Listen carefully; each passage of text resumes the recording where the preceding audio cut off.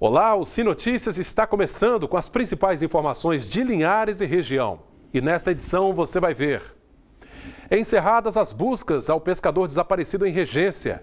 Domingo de Páscoa marcado por missas e celebrações em Linhares e região. Decretada a prisão de suspeitos de matar a empresária no bairro Aviso.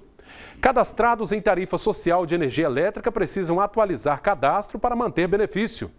O drama de quem sofre de catarata na visão. Esse é o assunto da nossa entrevista de hoje. E as informações esportivas com o nosso cronista Altemar Félix. Tudo isso e muito mais a partir de agora no Sim Notícias. Linhares se vê aqui.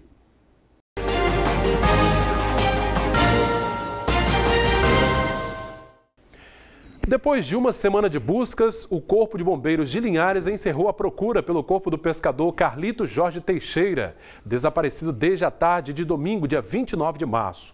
Carlito estava em um barco com 2 enteados quando a embarcação virou na chamada Boca da Barra, na Foz do Rio Doce. Os 2 jovens conseguiram nadar até a areia, enquanto Carlito desapareceu no mar. Mesmo com o mar bastante agitado, os bombeiros mantiveram as buscas durante toda a semana passada, mas sem êxito. Na última sexta-feira, dia 3 de abril, a procura pelo corpo do pescador foi oficialmente encerrada. Buscas elas foram feitas durante 96 horas, né?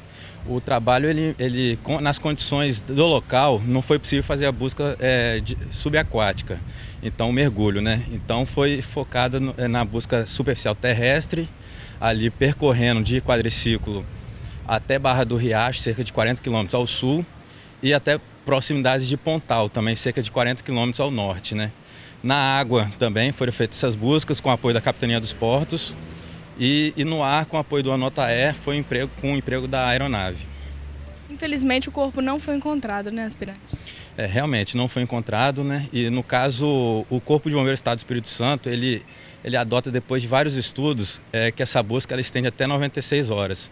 Após esse período as equipes elas ficam aquarteladas, esperando novas informações que possam subsidiar o retorno das buscas, né?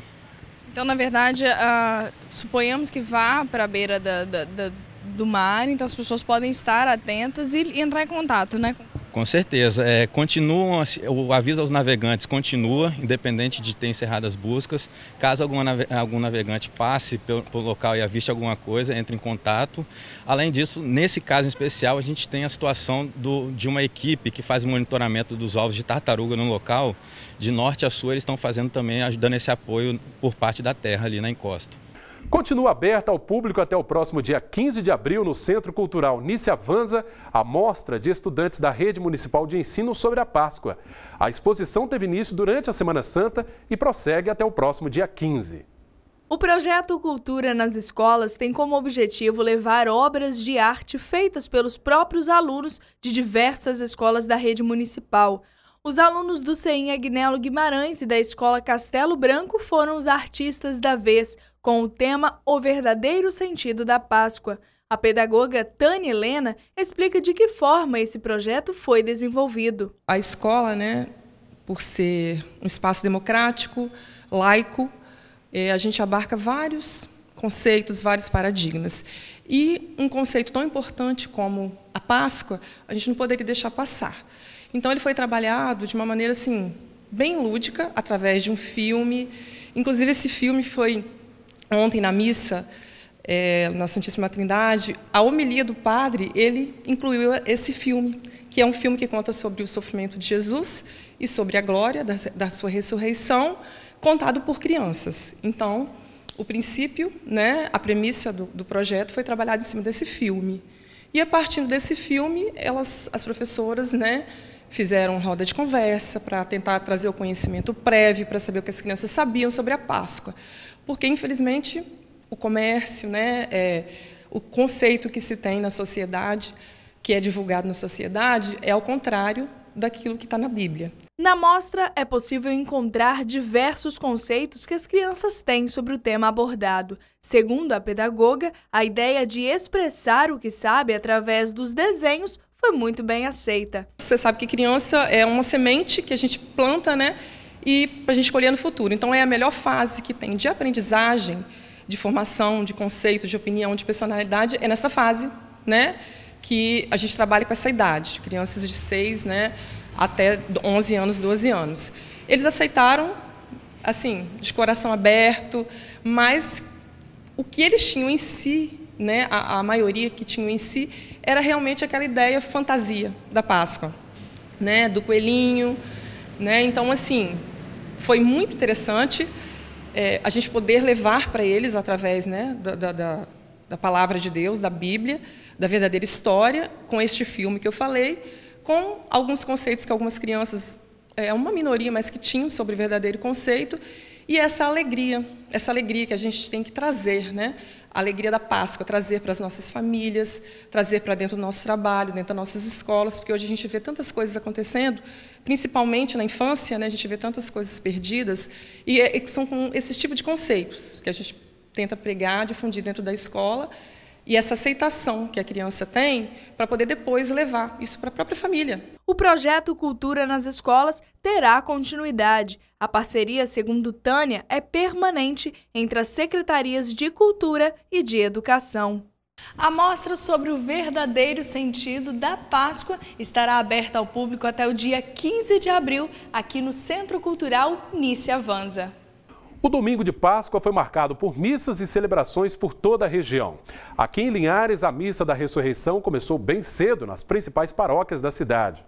Na paróquia Bom Pastor, Interlagos, a celebração aconteceu numa área anexa ao centro pastoral e atraiu centenas de fiéis. Na paróquia Santíssima Trindade, bairro Novo Horizonte, os fiéis das 7 comunidades da paróquia se reuniram ainda de madrugada. A missa aconteceu na Igreja Matriz. Agora vamos ver como fica o tempo nesta terça-feira em toda a região. A terça-feira será de muitas nuvens e chuvas ocasionais a qualquer hora do dia. Aqui em Linhares, as temperaturas variam entre 22 e 32 graus. Colatina, mínima de 19, máxima 33. São Mateus, variação entre 23 e 32 graus. Já em Vitória, mínima de 21, máxima 30 graus. Daqui a pouco, depois do intervalo, Justiça decreta a prisão de assassinos de empresário no bairro Aviso. A gente volta em um instante só.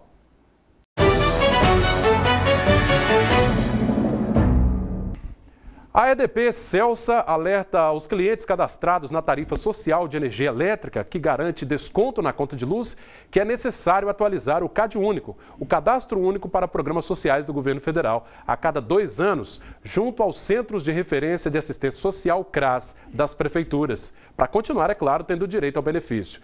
Até o mês de maio, 42 mil famílias poderão perder a tarifa social caso não atualizem o seu Cadastro Único.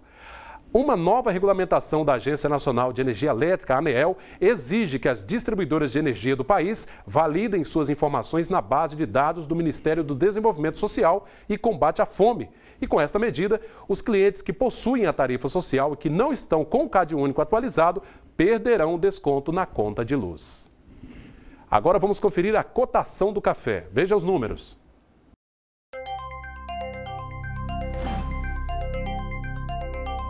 Arábica tipo 6, cotado a R$ 434 a saca. Arábica 7, R$ 302. Conilon tipo 7, cotado a R$ 284 a saca.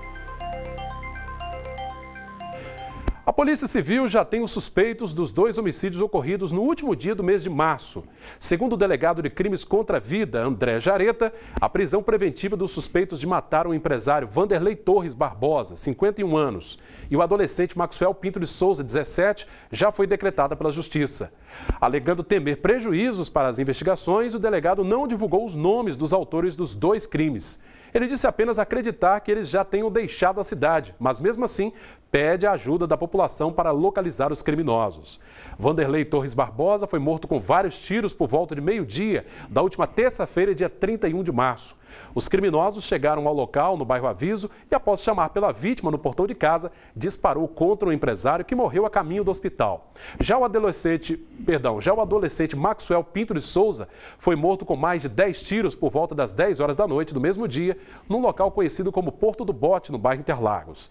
Segundo amigos do jovem, ele havia passado por uma clínica de recuperação para tentar se livrar do vício nas drogas, mas acabou sendo morto. De acordo com o delegado André Jareta, o menor tinha 13 passagens pela polícia por diversos atos infracionais. Um esporte que ajuda a queimar 700 calorias e é praticado ao ar livre, com um visual encantador. É a canoa havaiana, que a cada dia ganha mais adeptos. Eles empurram a canoa para o mar, todos juntos, quase que em sincronia. Entram na canoa e aí começam a remar. Rapidamente, o grupo some na imensidão azul. A canoa havaiana chegou no Brasil em 1999 e aqui no Espírito Santo apenas em 2009. De lá para cá, o esporte cresceu bastante. No estado, existem 5 clubes e cerca de 400 adeptos. E um desses clubes foi convidado para participar da maior disputa de canoa havaiana no mundo, no Tahiti. Um clube daqui de Vitória participou de uma prova super longa no ano passado, que é a maior prova da América Latina, né, que é a volta da Ilha de Santo Amaro, de 78 quilômetros, e um clube de Vitória foi vice-campeão dessa prova. E isso surgiu que a Federação Tahitiana chegou ao conhecimento deles e a Federação Tahitiana fez um convite, né, para que esse clube participasse dessa prova, que é o Hawaki Nui. É uma prova no Tahiti, que é uma prova que tem largada de 260 canoas, é uma prova do mundo de canoa. O esporte é intenso, traz vários benefícios para o corpo. Esforço nas pernas, abdômen, braços. Em uma aula de quase 1 hora no mar, o aluno pode perder até 700 calorias. Sinto muita diferença no tônus muscular, né? Emagrecimento também, ele proporciona a canoa havaiana. A melhora no condicionamento geral, na disposição para trabalhar, é maravilhoso. Para praticar o esporte tem que acordar cedo. Antes das 7 da manhã, Leonardo já estava remando. Mas será que vale a pena o esforço? Além da atividade física, que é intensa, você tem aqui uma oportunidade de interação com a natureza, um trabalho em equipe e também uma terapia para esse dia, esse momento que a gente vive de estresse. Você vem aqui, você relaxa, você está em equipe, né, trabalhando em equipe e é praticando uma atividade física que obviamente faz muito bem à saúde. 2015 pode ser um ano de conquistas para os capixabas. A Federação de Canoa Havaiana do Estado quer realizar no meio do ano em Vitória o Desafio da Ilha, com um circuito de 32 quilômetros e repercussão mundial. Mas o evento ainda não está confirmado. Tem já algumas empresas, né, fechando alguns apoios de empresas, mas o que realmente precisa é de um acerto final do Estado, do município, para ver como seria a participação e o incentivo deles para que isso seja idealizado. Que é uma prova que acontece agora no meio do ano, no mês de junho. O esporte é para todas as idades e até para pessoas com algum tipo de limitação. Felipe tem uma deficiência rara que atinge a parte motora do corpo. Há um mês pratica canoa havaiana e mesmo com a deficiência não sente dificuldade quando está em contato com o mar. Eu sempre gosto de atividades com o mar, sempre me fizeram bem, ter disposição durante o dia. Então, como você falou, eu já tinha lesionado os 2 ombros, eu parei de pegar onda, aí eu consegui um outro esporte no mar que me desse o mesmo prazer, por isso que eu estou voltando a fazer atividades no mar e a canoa havaiana é muito bom. Bom, já que estamos falando de esportes, vamos aos destaques esportivos com o nosso cronista Altemar Félix. É com você, Altemar.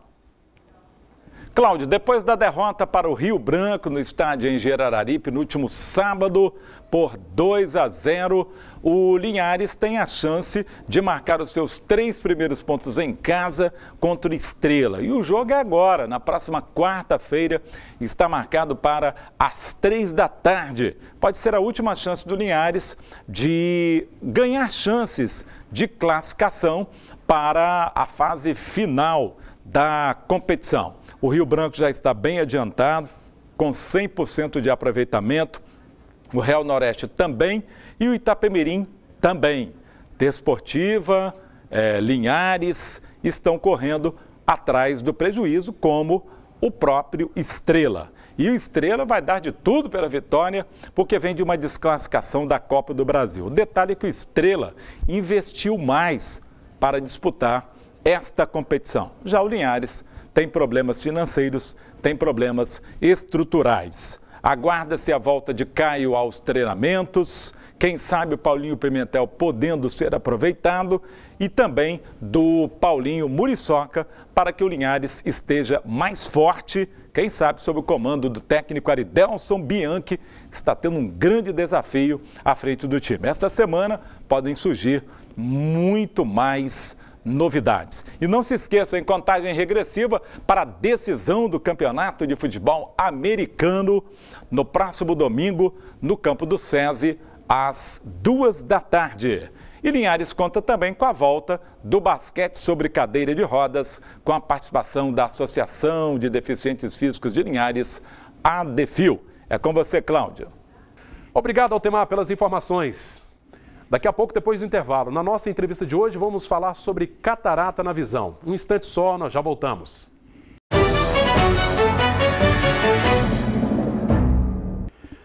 Estamos de volta com o Sim Notícias de hoje para falar de um problema que atinge a muitas pessoas, principalmente os idosos, é claro, né? A catarata, que atrapalha muito a visão e, claro, pode levar até a cegueira. Para explicar um pouquinho mais sobre esse assunto, nós recebemos a médica oftalmologista, a doutora Marina Favarato. Tudo bem, doutora? Tudo bem. Esse é um problema sério para nós brasileiros, né? É verdade. Prejudica muito a qualidade de vida, né? Principalmente dos idosos, né? Doutora Marina, o que é exatamente a catarata? A senhora pode explicar? Então, catarata é a opacificação do cristalino, que é uma lente natural que a gente tem dentro do olho. Normalmente, essa lente é transparente. A partir dos 50, 60 anos, essa lente natural vai ficando opacificada, vai ficando amarelada. E essa lente, ela fica dentro do olho. Então, a luz entra dentro do olho, bate na catarata e fica toda esfumaçada.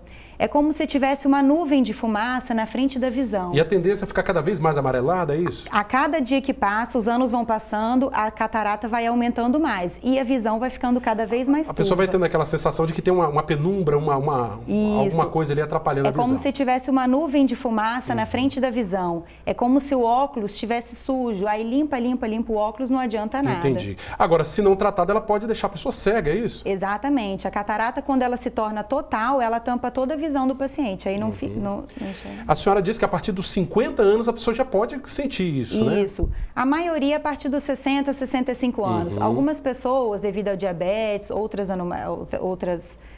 doenças, né? Pode chegar mais cedo. Desenvolver mais cedo. Perfeito. Agora, muito se fala, né, ou pelo menos de forma assim, empírica, de que a catarata é causada pela exposição ao sol. Pessoa que trabalha, por exemplo, muito tempo ao sol, as pessoas da zona rural, por exemplo, acabam desenvolvendo a catarata. É assim mesmo ou não? Isso. O principal fator da catarata é a idade. Certo. Mas o sol, a exposição ao sol, acelera o processo de maturação da catarata. Então, a catarata fica madura mais cedo. Perfeito. Agora, doutora Marina, a boa notícia é que tem cura, né? Exatamente. E a cura é muito simples. A cirurgia da catarata é uma cirurgia simples, rápida, feita sob anestesia local, quer dizer, o paciente não precisa ficar internado, faz a cirurgia, vai embora na mesma hora e a recuperação visual é muito rápida. Então, assim que tirar o curativo, o paciente já sai enxergando normalmente. Essa cirurgia deve demorar de quanto tempo, mais ou menos? Em torno de uns 20 minutos. 20 minutos? Isso, já é muito sair... simples. Isso. A cirurgia é toda feita a laser, quer dizer, não dá ponto. A recuperação visual é muito rápida. Pois é uma evolução, porque há alguns anos a gente não tinha nessa... Isso, antigamente a tecnologia era um pouco mais ultrapassada, então se abria mais o olho, dava ponto, então a cirurgia era um pouco mais... trabalhosa e um pouco mais arriscada, né? E a recuperação, imagino que também é muito mais difícil, né? Hoje, com a tecnologia nova, a cirurgia se transforma numa cirurgia muito simples e muito rápida, né? Doutora Marina, a pessoa que já chegou, por exemplo, aos 60 anos, né, que sentiu mais ou menos que a visão já não é mais a mesma, obviamente a visão não é a mesma de quando a gente tem 20 anos, por exemplo, o que ela deve fazer? Deve procurar logo o médico para dar uma olhada? O ideal é que a pessoa, a partir dos 60, 65 anos, já procure um oftalmologista para ver se tem catarata, porque a visão, às vezes, ela vai diminuindo aos poucos e a pessoa não percebe que tem catarata. É bem gradativo, bem a visão, bem às vezes, vai piorando aos poucos, né? Agora, como é que é feito o diagnóstico? Como é que o médico faz para descobrir se realmente a pessoa tem catarata ou não? Isso. O diagnóstico é um diagnóstico simples, rápido, feito no consultório mesmo, com um recurso que a gente tem, que é um aparelho chamado lâmpada de fenda. Então, através desse aparelho, o médico consegue diagnosticar se o paciente tem ou não catarata. A catarata aparece mais no sexo masculino, com os homens, ou as mulheres também são atingidas por essa doença? Não, são iguais, né? Não interfere a questão dos sexos. Mas como a mulher está vivendo mais, a gente tem a impressão que as mulheres têm mais catarata. Mas, na verdade, atinge ambos os sexos igualmente. O fator hereditário também conta importa com relação à catarata ou não tem nada a ver isso? Não, a hereditariedade não é importante. O importante é a idade e a exposição ao sol. É possível que uma pessoa consiga viver até, né, passar toda a sua vida e não desenvolver essa doença? Não, a catarata, ela vai acometer todas as pessoas. Não tem jeito. Não tem jeito. Algumas pessoas, a catarata não vai ser tão evoluída. Então, a pessoa às vezes morre antes de operar a catarata, né? Mas uma pessoa com 90 anos, 100% delas vão ter catarata. Além do sol, doutora Marina, há algum outro fator que a gente deve também mencionar? Que às vezes a gente tem um hábito de fazer certas coisas que podem antecipar o aparecimento da catarata ou basicamente é o sol mesmo que traz? E a idade, claro? É o controle, né? Então, usar óculos escuros, né? Sempre é um fator importante. E também as pessoas com diabetes, elas têm a catarata um pouco mais cedo. Então, o controle do diabetes também é importante para evitar que a catarata seja precoce. Ok. Agora, é importante perceber também que nesse diagnóstico há de se separar, porque ela pode ser confundida também com outras doenças, se pensar que é uma outra doença na visão. Algumas pessoas confundem a catarata com a membrana que reveste a parte branca do olho, que chama pterígio, né? Essa membrana é outra coisa. Essa normalmente está relacionada à exposição ao sol, vento, poeira e normalmente acomete as pessoas mais jovens, né? É diferente da catarata. Perfeito. Bom, a senhora mostrou aqui na maquete como é que a doença aparece. É possível a gente, pelo menos em resumo, assim, entender como é feita a cirurgia, por exemplo? Então vamos lá, a cirurgia é muito simples. Sob anestesia local, a gente remove a catarata de dentro do olho e no lugar da catarata a gente implanta uma lente. Essa é uma lente artificial? Isso. Essa lente é uma lente totalmente transparente que vai tirar essa fumaça na frente da vista da pessoa. E depois da cirurgia a pessoa não vai sentir nada, nenhuma coceira, nada diferente nos olhos, não vai enxergar normal? Essa lente é uma lente intraocular, não é aquela lente de contato que a pessoa tem que tirar, lavar. Essa lente é uma lente permanente, vai ficar o resto da vida dentro do olho da pessoa. E hoje aqui em Linhares nós temos, né, a possibilidade de fazer um tratamento aqui na cidade, não é isso? Exatamente. Hoje a gente tem a possibilidade de fazer essa cirurgia no Hospital Rio Doce e no Hospital da Unimed. Perfeito. Né? Então, o SUS também cobre esse tipo de cirurgia para as pessoas que realmente não têm condições de pagar uma cirurgia particular? O SUS cobre, porém, mas não é na cidade, né? Tem que fazer fora aqui de Linhares, né? Perfeito. Olha, quero agradecer muito a presença da senhora aqui, doutora Marina Favarato, médica oftalmologista, falando sobre a catarata. É bom ficar atento, não tem jeito, ninguém vai escapar dela, né, doutora? É só questão da idade mesmo, não tem como fugir, né? Obrigado pela presença mais uma vez, viu? Imagina, eu que agradeço. Bom, gente, esta edição do Sim Notícias está terminando e, claro, contamos com a sua colaboração para fazer o nosso telejornal. Envie a sugestão de reportagem para o e-mail que aparece aí no seu televisor, pautalinhares@redesim.com. Acesse a esta entrevista e as nossas reportagens também nas redes sociais ou ligue para o telefone que aparece aí no vídeo, 3373-2000. Obrigado pela sua audiência, até a nossa próxima edição. Sim Notícias, Linhares se vê aqui.